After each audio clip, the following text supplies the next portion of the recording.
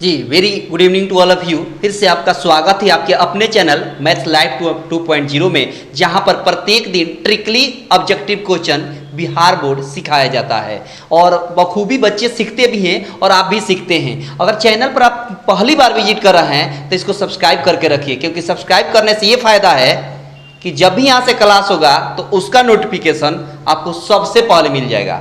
और पहले से जुड़े हैं तो लाइक कर दें एक और शेयर कर दीजिए, क्योंकि आज भी एक बेहतरीन क्लास होने वाला है और कंसेप्ट के साथ आज सीखेंगे कि कैसे क्वेश्चन आता है और किस तरह का कंसेप्ट कहाँ लगता है, उसको आप बखूबी इस चैनल में देखेंगे, है ना। बिहार बोर्ड मैथमेटिक्स क्लास चलता है इस चैनल पर। अगर आप पहली बार विजिट कर रहे हैं तो आपसे नम्र निवेदन है कि इसको सब्सक्राइब करके रखिएगा, ठीक है। तो फटाफट सीखते हैं और एक काम करिएगा कि इसके पहले वाला जितना वीडियो अगर आप नहीं देखे हैं, मैंने लगभग 12 लेसन कंप्लीट कर दिया है ऑब्जेक्टिव क्वेश्चन का पूरा, मतलब एक समझिए कि मेरे ख्याल से लगभग है 500-600 क्वेश्चन से ज़्यादा मैंने सॉल्व करा दिया, ठीक है। तो चैप्टर वाइज बना हुआ है प्लेलिस्ट, है ना, चैप्टर वाइज प्लेलिस्ट बना हुआ है। प्लेलिस्ट का नाम होता है बिहार बोर्ड मैथ्स 2023 के नाम से बना हुआ है। इसी चैनल में जाइएगा, प्लेलिस्ट पर क्लिक करिएगा तो आपको मिल जाएगा, नहीं तो बाकी सब वीडियो का लिंक इस वीडियो के डिस्क्रिप्शन में मिल जाएगा। लाइन से बना हुआ है, सब आसानी से सब टाइप करिएगा, ओपन हो जाएगा और चलने लगेगा। ठीक, आप आसानी से देख सकते हैं और पेपर और पेन लेकर बैठिए, ठीक है। पेपर और पेन लेकर बैठिएगा तो फायदा क्या है कि जहां आपको कुछ नोट डाउन करने के लिए आएगा वहां नोट डाउन भी कर लीजिएगा, तो आपको बहुत फायदा करेगा, ठीक है। तो ये सेशन बहुत ही शानदार होने वाला है, बहुत ही खूबसूरत तरीके से आप सीखेंगे। आपका दिमाग चाहे 2G हो या 4G हो, किसी भी जी में आप जी रहे हैं, आपको टेंशन लेने की जरूरत नहीं है। मतलब 2G कहने का मतलब कि मंद बुद्धि या तेज बुद्धि है, आपको बिल्कुल टेंशन लेने की जरूरत नहीं है। बहुत ही शानदार और खूबसूरती के साथ आप सीखेंगे और हर कंसेप्ट को आप गेन कर पाएंगे बहुत ही खूबसूरती के साथ। इसलिए थोड़ा सा भी दिमाग पर आपको जोड़ नहीं पड़ेगा, मतलब भार नहीं पड़ेगा, ठीक है। बिल्कुल हल्के में लीजिएगा, सबको आसानी से स्मूथली सबको सीख जाइएगा, ठीक है। आराम से बस देखते चलिए, ध्यान से देखिएगा, स्किप मत करिएगा, क्योंकि हर चीज एक दूसरे से जुड़ा हुआ है। स्किप करिएगा तो पीछे वाला आपको समझ नहीं आएगा, आगे वाला भी समझ नहीं आएगा, ठीक है। इसलिए ठीक है, आराम से सीखिए एक एक करके। अगर आपको रियली में पसंद आए तो लाइक जरूर कर दीजिएगा, ठीक ना। बस देख लीजिए, बहुत ही शानदार कंसेप्ट है। आपने थंबनेल देख लिया होगा, पृष्ठीय क्षेत्रफल और आयतन जो आपका चैप्टर होता है उससे संबंधित, जिसमें 3D पढ़ेंगे, 3 डायमेंशन मेंसुरेशन ये चैप्टर है ना। मेंसुरेशन में क्या होता है कि 2D और 3D होता है, तो ये 3D है, 3 डायमेंशन, जिसमें घन हो गया, घनाभ हो गया, गोला हो गया, शंकु हो गया, अर्धगोला हो गया, बेलन हो गया। ये सबसे संबंधित जितना कंसेप्ट है इसमें हम बखूबी अच्छे तरीके से सीखेंगे, ठीक है। बस सीखते चलिए, थोड़ा सा भी आपको दिक्कत होने वाला नहीं है। देखिए, पहले हम घन से स्टार्ट करते हैं, पहले घन से स्टार्ट करते हैं, समझिएगा, जिसको क्यूब कहते हैं, है ना। अब देखिए, घन ये होता है, देखे होंगे आप, इस तरह का जो रूप होता है ये घन होता है, ठीक है, समझिएगा बात, ये घन होता है। और इसमें देखिए फेस कितने होते हैं, 6 फेस होते हैं। कितने होते हैं? 6। अगर ऐसे हम रखें घन, तो ऊपर वाला हिस्सा, नीचे वाला हिस्सा कितना हुआ? 2 हुआ। एक लेफ्ट साइड, राइट साइड, 2 मिलकर 4 हुआ, और आगे सामने और एक पीछे कितना हुआ? 6 हुआ। तो सतह कितने हो जाते हैं? 6 हो जाते हैं। सतह कितने हो जाते हैं? 6 हो जाते हैं, ठीक है। उसके बाद देखिए ना, शीर्ष कितना है, देखिए ना, 1 2 3 4 5 6 7 8। शीर्ष कितने हो गए? 8 हो गए, ठीक है। देखते चलिएगा। अच्छा, इसकी भुजा कितनी हो गई? देखिए ना, इसकी ये भुजाओं की लंबाई कितनी हो गई? 1 2 3 4, इधर से 5 6 7, ठीक है, 8 9 10 11 और 12। कितने होते हैं? इसमें कितने किनारा है? किनारा कितना है? तो कहेगा 12 है। कितना है? 12 है, ठीक है, इस तरह। और इसमें के सभी किनारे आपस में बराबर होते हैं। ये है, इसकी लंबाई ए, चौड़ाई ए और ऊंचाई भी ए होता है, ठीक है। सभी आपस में क्या होते हैं? बराबर होते हैं। अब देखिए, तो यहाँ कुछ फार्मूला जो है, सूत्र, इसको नोट डाउन करते चलेंगे। घन का, है ना, पृष्ठीय क्षेत्रफल पूछता है, घन का पृष्ठीय क्षेत्रफल पूछता है, क्या हो जाता है? अब मान लीजिए कि अगर एक हिस्सा हटा दें तो कुछ इस तरह का दिखेगा, वर्ग के जैसा। वर्ग का क्षेत्रफल भी, वर्ग की भुजा भी सब आपस में क्या होती है, बराबर होती है। तो वर्ग की क्षेत्रफल अगर पूछा था, वर्ग का क्षेत्रफल तो भुजा एक्स वायर, मतलब ए का x wire, side x wire, ठीक है। तो अब एक बात बताइए, सतह कितना अभी बताए थे, सतह कितना है 6, तो 6 से इसमें गुणा कर देंगे तो घन का पृष्ठीय क्षेत्रफल हो जाएगा ना 6 गुणे भुजा एक्स वायर। समझ गए, ये 6 सतह है, एक सतह का क्षेत्रफल एक्स वायर, तो 6 सतह है तो 6 से गुणा कर दिए, ठीक है। अब इसका ना आयतन होता है, और इसका आयतन पूछता है, क्या पूछता है, आयतन, घन का आयतन हो जाता है। अब घन का आयतन होता है तो एक बात बताइए, इसमें देखिए यहाँ से लेकर यहाँ तक सबकी भुजा क्या है, ए है, क्या है, ए है। तो इसमें लंबाई भी ए है, चौड़ाई भी ए है और ऊंचाई भी ए है। ए में गुणा करेंगे तो क्या होगा, ए क्यू, यानी घन का आयतन आपका हो जाएगा, घन का आयतन क्या हो जाएगा आपका, तो कहिएगा घन का आयतन हो गया भुजा क्यू, कितना हो गया, भुजा क्यू। आजा, मतलब ए क्यू, भुजा को हम ए कहेंगे। उसके बाद विकर्ण पूछ देता है, क्या पूछ देता है, घन का विकर्ण। तो देखिए वर्ग का विकर्ण होता है √2a, क्या होता है, √2 है। तो ये 3D पढ़ा है, क्या पढ़े हैं, 3 डायमेंशन, तो ये √3a हो जाएगा, क्या हो जाएगा, √3a हो जाएगा। क्योंकि वर्ग जो होता है ना, वर्ग ये 2D होता है, 2 डायमेंशन, ये 3 डायमेंशन होता है, ठीक है। तो √3a हो जाएगा। अब देखिए समझिएगा बात, आगे समझिएगा बात, इसमें अब ये घन की बात हो गई, ठीक है। और जो बात यहाँ पर है वो घनाभ में भी यही होगा, सतह उसमें भी 6 होगा, शीर्ष उसमें भी 8 होगा, किनारा भी कितना होगा, 12 होगा, ठीक है। ये पूछ देता है ऑब्जेक्टिव क्वेश्चन में। तब अब देखिए घनाभ बनाते हैं, घनाभ बनाते हैं और इसका क्षेत्रफल आप लिखिएगा, ठीक है ना, घनाभ का, ये घन का हो गया, ठीक है। अब देखिए घनाभ कुछ इस तरह का होता है, देखिएगा, समझिएगा, है ना, घनाभ कुछ इस तरह का होता है, समझते चलिएगा आराम से, ये हो जाता है, ठीक है ना। इसमें लंबाई, चौड़ाई और ऊंचाई हो जाता है। तो घनाभ में भी सतह कितना होगा, 6 होगा, शीर्ष कितना होगा, 6, किनारा भी 12 होगा। तो घनाभ का पृष्ठीय क्षेत्रफल, घनाभ का पृष्ठीय क्षेत्रफल याद रखेंगे 2 × LB + BH + HL, यानी 2 × लंबाई × चौड़ाई प्लस चौड़ाई × लंबाई प्लस लंबाई × ऊंचाई, ठीक है। उसी तरह घनाभ का आयतन होता है, घनाभ का आयतन होता है, इसमें तीनों आपस में गुणा हो जाता है, लंबाई, चौड़ाई और ऊंचाई, यानी LBH, ठीक है। क्योंकि लंबाई हम लिए हैं क्या, L, चौड़ाई लिए हैं क्या हम B, और ऊंचाई लिए हम कितना, H। आप हिंदी में भी लिख सकते हैं, लंबाई × चौड़ाई × ऊंचाई। अच्छा, इसका विकर्ण भी पूछ देता है, घनाभ का विकर्ण। तो घनाभ का विकर्ण होता है √L x वायर, मतलब लंबाई x wire, B x wire मतलब चौड़ाई x वायर, और ऊंचाई x वायर मतलब h x वायर, ठीक है, ये होता है। इसमें भी सतह 6 होते हैं, शीर्ष 8 होते हैं और किनारा 12, ठीक है। इस तरह आप याद रखेंगे ये फार्मूला, जो आपको क्वेश्चन को सॉल्व करने में बहुत ज़्यादा मतलब सहायता प्रदान करेगी, ठीक है। लेकिन हम लोग जो क्वेश्चन सॉल्व करते हैं वो ट्रिकली सॉल्व करते हैं, आपको मालूम है, पहले से अगर आप जुड़े हैं या कभी मेरा वीडियो देखे हैं तो आपको मालूम होना चाहिए कि ये कंसेप्ट केवल सिखाया जा रहा है। वैसे जो क्वेश्चन आएगा ना, हम ऐसे बिल्कुल सॉल्व करने वाले नहीं है, इतना कौन करेगा, बहुत लंबा हो जाएगा, फिर इस चैनल पर देखने से कोई फायदा नहीं। इस चैनल पर देखने का मतलब बिल्कुल सबसे अलग अंदाज में, जो बिल्कुल आप ट्रिकली सॉल्व कर पाएंगे एक झटके में, ऐसे होता है। ये तो बस कंसेप्ट सिखाना है, इसलिए मैं सिखा रहा हूँ, जिसमें आपको सब्जेक्टिव क्वेश्चन सॉल्व करने में भी सहायता करेगी, और 1 नंबर में पूछ देता है, डायरेक्ट आपको फॉर्मूला ही पूछ देता है, तो वहां पर आपको याद होना चाहिए, ठीक है।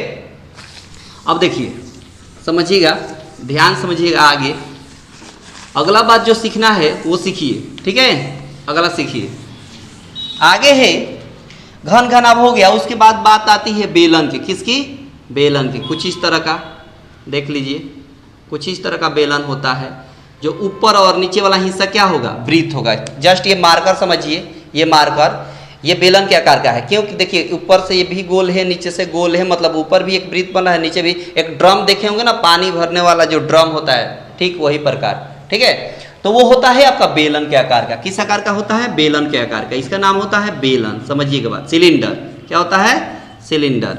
अब समझिए बात, अब यहाँ पर इसमें कुछ ऊंचाई होती है तो एच कहेंगे। अब यहाँ से यहाँ तक ये नीचे वाला हिस्सा अभी बताए थे कि क्या होगा, ऊपर और नीचे वाला ब्रीथ होगा। देखने में आपको इस तरह होगा, नीचे वाला हिस्सा और ऊपर वाला। तो ये पूरा का पूरा व्यास होता है, त्रिज्या आधा होगा तो यहाँ से आधा कह देंगे त्रिज्या। क्या कह देंगे, त्रिज्या। अब एक बात बताइए, समझिएगा। तो यहाँ फार्मूला पूछता है, कहता है कि बेलन का वक्र पृष्ठ क्षेत्रफल, वक्र पृष्ठ क्यों कह रहा है, तो वक्र पृष्ठ कहने का मतलब है कि देखिए ना ये कर्व बन रहा है। ये क्या बन रहा है, कर्व, बिल्कुल सीधा नहीं ना है, ये कर्व बन रहा है, तो उसको बोलते हैं वक्र। क्या कहते हैं, तो वक्र पृष्ठ क्षेत्रफल होता है 2 पाई आर एच। कितना याद रखिएगा, 2 पाई आर एच। यहाँ पर पाई का मान याद रखेंगे 22/7। क्या याद रखेंगे, 22/7। अब देखिए बेलन का वक्र पृष्ठ क्षेत्रफल हो गया। कभी कभी संपूर्ण पृष्ठ क्षेत्रफल पूछ देता है, और संपूर्ण पृष्ठ क्षेत्रफल सब्जेक्टिव क्वेश्चन सॉल्व करने में सहायता मिलेगी। इसमें क्या होता है कि 2 पाई आर एच तो रहेगा, इसमें क्या होता है 2 पाई आर एच तो रहेगा, अब प्लस एक्स्ट्रा जुड़ जाएगा। क्या, नीचे भी वृत्त है ऊपर भी वृत्त है, नीचे भी वृत्त है ऊपर भी वृत्त है, तो 2 वृत्त हुआ, तो एक वृत्त का क्षेत्रफल पाई आर एक्स स्क्वायर, तो 2 वृत्त का क्षेत्रफल 2 पाई आर एक्स स्क्वायर। अब इन दोनों में से जो कॉमन होगा ले लेंगे, तो दोनों में से 2 पाई आर हमने कॉमन ले लिया, तो यहाँ एच हो गया और यहाँ आर हो गया, तो यहाँ हो गया 2 pi r i into h plus r, h plus r, इस तरह। ठीक है, समझ गए। तो ये हो गया आपका संपूर्ण पृष्ठ क्षेत्रफल या कुल पृष्ठीय क्षेत्रफल। उसके बाद कहता है आयतन इसका, यानी बेलन का आयतन। तो बेलन का आयतन याद रखेंगे पाई आर एक्स स्क्वायर एच। क्या याद रखिएगा, pi r x square h. उसके बाद याद रखिएगा, हाँ ये आयतन हो गया। इन तीनों को याद रखेंगे अच्छे तरीके से। ठीक है, बेलन का वक्र पृष्ठ क्षेत्रफल 2 पाई आर एच, संपूर्ण पृष्ठ क्षेत्रफल 2 pi r into h plus r, और आयतन याद रखिएगा pi r x square h. उसके बाद आता है शंकु। क्या आता है, शंकु कुछ इस तरह का होता है। ठीक है, समझिए एक बार, शंकु। ठीक है ना, इसमें इसको कहेंगे तिर्यक ऊंचाई। एल को क्या कहेंगे, तिर्यक ऊंचाई, एल को कहते हैं तिर्यक ऊंचाई। यहाँ देखिए ना, बस इतना, केवल बस इतना देखिए, इसमें ये त्रिज्या हो जाएगा, ये ऊंचाई हो जाएगा। ठीक है, तो इसका इन तीनों का रिलेशन एक होता है पाइथागोरस थ्योरम वाला, इसको बोलते हैं शंकु। इसका क्या नाम हो गया, शंकु नाम हो गया। ठीक है, जस्ट आप समझिए कि बर्थडे जो कैप आता है ना, बर्थडे जो बच्चे मनाते हैं कैप पहनते हैं वही। ठीक है, अब देखिए इसमें ये जो तिरछी होती है, तिर्यक ऊंचाई या तिरछी ऊंचाई, बात एक ही होती है, तिरछी ऊंचाई का है या तिर्यक ऊंचाई का है। ठीक है, ऐसे होता है। अब समझिए यहाँ पर शंकु है ना, शंकु का कहता है क्या कि शंकु में पहले रिलेशन देख लीजिए, तीनों में क्या होता है कि एल बराबर होता है रूट अंडर, जब भी आपको एल निकालना हो तिरछी ऊंचाई, और उसमें एच और त्रिज्या दिया हो, त्रिज्या और ऊंचाई दिया हो, तो उसके लिए एल फार्मूला निकालने का रहेगा, मतलब तिर्यक ऊंचाई निकालने का फार्मूला रहेगा h x square plus r x square, मतलब ऊंचाई के स्क्वायर प्लस त्रिज्या के स्क्वायर। उसी तरह एच आपको निकालना हो, एल और आर दिया हो, तो l x square minus r x square, मतलब तिर्यक ऊंचाई माइनस त्रिज्या का एक्स स्क्वायर। उसी तरह मान लीजिए आपको आर निकालना हो, तो l x square minus H x square. ठीक है, इस तरह इन तीनों में रिलेशन याद रखेंगे। ठीक है, तीनों का रिलेशन याद रखेंगे। अब आपसे सवाल में पूछेगा फार्मूला। क्या पूछेगा, फार्मूला।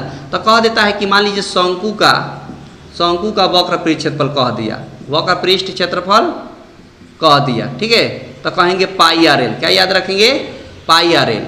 और आपको अगर संपूर्ण पृष्ठ क्षेत्रफल कह दिया, शंकु का संपूर्ण पृष्ठ क्षेत्रफल, तब याद रखेंगे पाई आर एल तो होगा ही, इसमें नीचे एक वृत्त बन रहा है। क्या बन रहा है, वृत्त, तब वृत्त का भी क्षेत्रफल जोड़ लेंगे। क्या जोड़ लेंगे, वृत्त का क्षेत्रफल। तो वृत्त का क्षेत्रफल क्या होता है, पाई आर एक्स स्क्वायर। अब दोनों में से पाई आर कॉमन ले लेंगे, तो एल प्लस आर बचेगा, यानी संपूर्ण पृष्ठ क्षेत्रफल हो गया pi r into l plus r. ऐसे कंसेप्ट आप याद रखेंगे। फार्मूला की जरूरत पड़ेगी, सब्जेक्टिव क्वेश्चन या ऑब्जेक्टिव क्वेश्चन में डायरेक्ट फार्मूला ही पूछ देता है। ठीक है, अब देखिए शंकु का आयतन कहता है। क्या कहता है, आयतन। तो देखिए ये बेलन का ना तीसरा हिस्सा होता है। यहाँ से अगर ऐसे काट दें ऐसे, तो देखिए ना ये हिस्सा जो हो गया, ये 3 हिस्सों में बट गया, ये हिस्सा अलग, ये हिस्सा अलग और ये हिस्सा अलग, तो तीसरा हिस्सा होता है। तो इसका आयतन कितना होता है, पाई आर एक्स स्क्वायर। इसमें 1/3 से गुणा कर दें तो हो जाएगा पाई आर एक्स स्क्वायर एच। मतलब जो बेलन का होता है उसका तीसरा हिस्सा शंकु का आयतन होता है। तीसरा कैसे, तभी हमने बताया, ये काट दिए, तीन हिस्सों में बट गया, तो एक हिस्सा, 2 हिस्सा, 30, तो ये तीसरा है। क्या है, तीसरा हिस्सा, तो इसलिए 3 से इसमें भाग लग गया। ठीक है, अब इसका हो गया, आयतन हो गया, शंकु का वक्र परिक्षेत्रफल हो गया, संपूर्ण परिक्षेत्रफल हो गया, आयतन हो गया। बस इतना याद रखेंगे अच्छे तरीके से। और देखिए बाकी अगर इसमें कभी किसी वजह से अगर छूट जाता है तो क्वेश्चन में ही डायरेक्ट मैं बता दूंगा, वहां पर क्लियर हो जाएगा। ठीक है, बाकी बस सीखते चलिए। ये हो गया। आगे देखिए, आगे याद रखेंगे आपका बेलन हो गया और आपका क्या हो गया, शंकु हो गया। अब याद रखेंगे आप गोला, क्या होता है, अब इसमें गोला भी होता है। ठीक है, गोला होता है। तो देखिए गोला कुछ इस तरह का होता है, समझिएगा बात, फुटबॉल के जैसा। किसके जैसा? हाँ, इसको वृत्त मत समझ लीजिएगा, वृत्त और गोला में अंतर है। वृत्त होता है रिंग, रिंग देखा ना साइकिल का वो, और गोला होता है जो फुटबॉल, जो चारों तरफ से क्या हो, गोल हो। तो ये फुटबॉल वाली बात हो रही है, तो ये इसका नाम होता है गोला। क्या नाम होता है? गोला। ठीक है, स्फीयर जिसको बोलते हैं। ठीक है, अब देखिए इसमें भी क्या होता है कि इसमें त्रिज्या होती है, यहाँ से लेकर यहाँ तक त्रिज्या। इसमें ऊंचाई नहीं होती, क्योंकि ऊंचाई इसमें अलग अलग हो जाएगा, क्योंकि यहाँ से यहाँ मापिएगा तो ऊंचाई कुछ और होगा, यहाँ से यहाँ मापिएगा तो ऊंचाई कुछ और होगा, यहाँ से मापिएगा तो ऊंचाई कुछ और होगा, इसीलिए। अब देखिए तो इसमें होता क्या है कि गोले का वक्र परिक्षेत्रफल पूछता है। तो देखिए गोले का वक्र परिक्षेत्रफल, ठीक है, अच्छा है संपूर्ण परिक्षेत्रफल, संपूर्ण पृष्ठ क्षेत्रफल।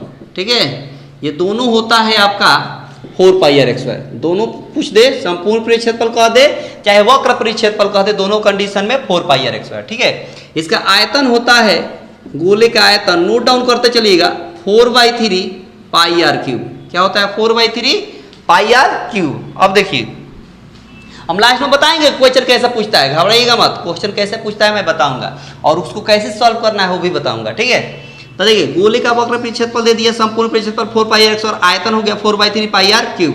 ठीक है, अब अर्धगोला कहता है, अब अर्धगोला भी कहता है। तो देखिए ये अर्धगोला हो गया, है ना, आधा हिस्सा। प्याला होगा ना आपके घर, प्याला, वही। तो इसमें भी त्रिज्या हो गया आर।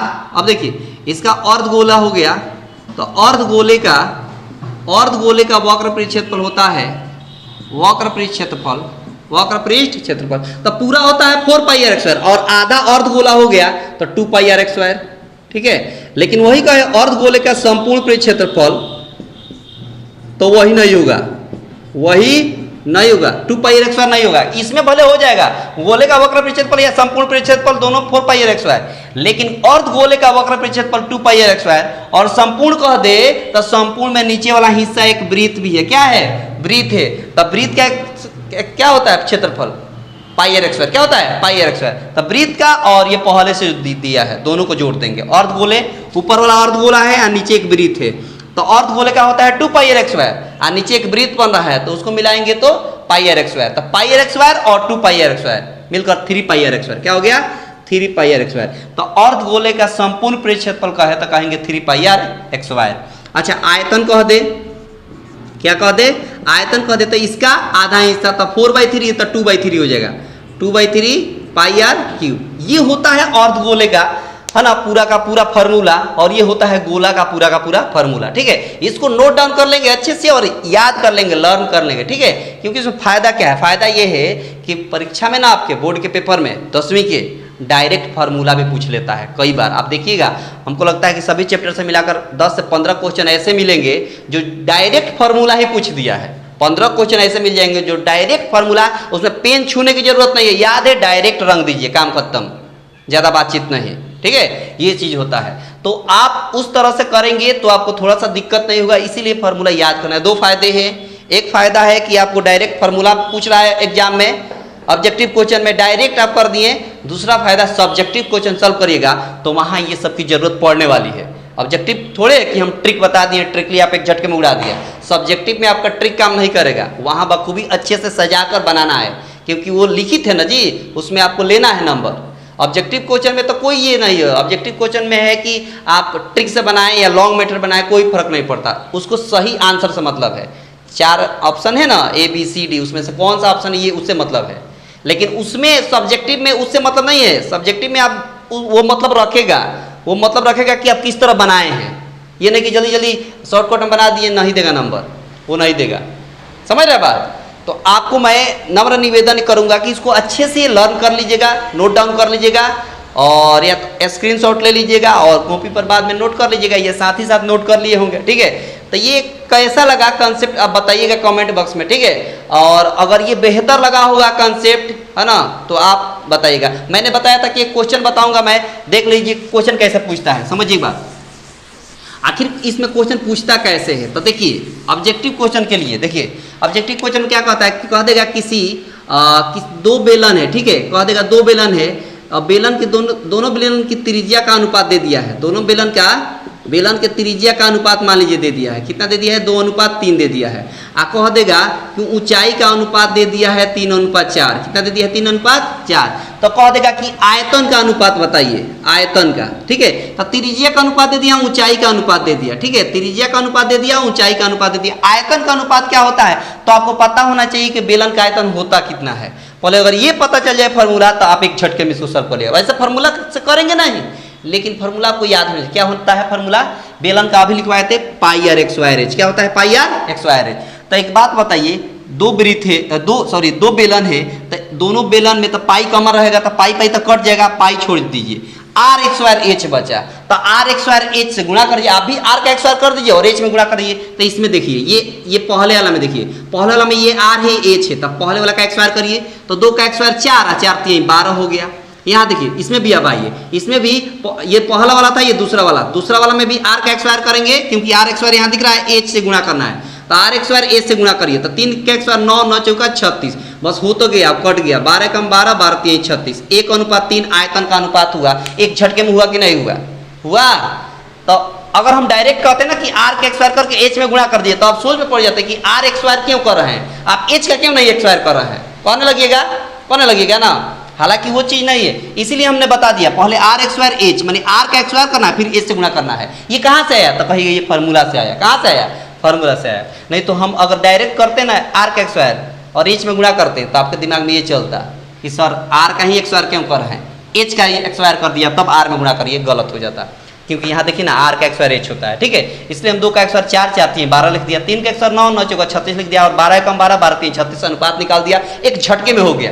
तो इस तरह क्वेश्चन आपको आएंगे और पूछा हुआ है, मैं अपने से कुछ नहीं लिखा हूँ, मैं सही कर रहा हूँ, मैंने अपने से कुछ नहीं लिखा है, ये क्वेश्चन पूछा हुआ है ना। इस तरह क्वेश्चन पूछा हुआ है आपके बोर्ड के पेपर में, पलट कर देख लीजिएगा 2022, 21, 20 और कहीं देखिएगा आपको क्वेश्चन मिल जाएगा, ठीक है। तो कैसा लगा आप सेशन बताइएगा, और रियल में अगर बेहतर लगा हो कंसेप्ट और ये ट्रिक, तो आपसे नम्र निवेदन है कि चैनल पर पहली बार अगर विजिट कर रहे हैं तो सब्सक्राइब कर लीजिएगा, और पहले से जुड़े हैं तो शेयर करके लाइक कर दीजिएगा। तो मिलते हैं अगले क्लास में, मतलब धुआंधार बैटिंग के साथ। अगला क्लास होगा बिल्कुल ट्रिकली, जितना ऑब्जेक्टिव क्वेश्चन सॉल्व होगा यहाँ पर बिल्कुल एक झटके में होगा। तो कैसा लगा बताइएगा, मिलते हैं अगले क्लास में, अपना ध्यान रखिएगा, तब तक के लिए धन्यवाद।